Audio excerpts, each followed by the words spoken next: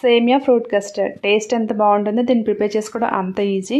ఇలా సేమియాతోటి డిజర్ట్ చేసి చల్లగా పిల్లలు పెద్దలు హ్యాపీగా ఎంజాయ్ చేస్తూ తినేసేయచ్చు.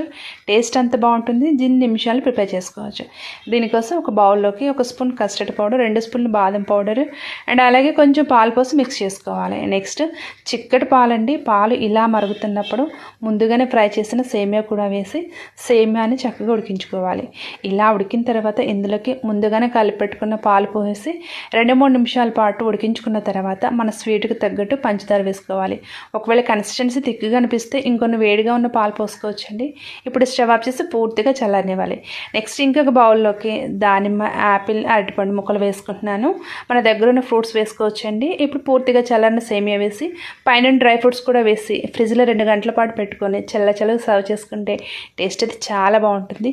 జస్ట్ 2 నిమిషాలు దీన్ని ప్రిపేర్ చేసుకోవచ్చు.